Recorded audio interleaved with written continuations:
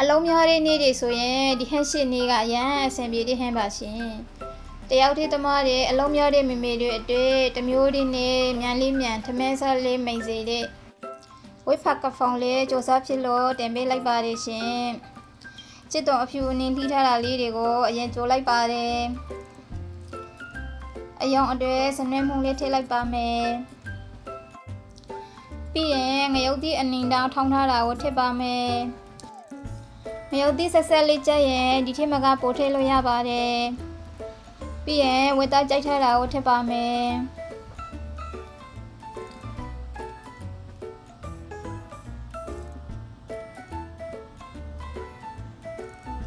ခရူးစီထည့်ပါတယ်ပြီးငပြရဲ့အကြီးထည့်ပါမယ်ငပြရေးထည့်ပါတယ်ရှိုမှုအနည်းငယ်လေးကိုထည့်လိုက်ပါမယ်ပြီးရင်ဝတ်သားအချက်သွားပြီးစီပြန်သွားပြီးဆိုရင်ဖက်ကဖောင်အရွက်ထည့်လိုက်ပါတယ်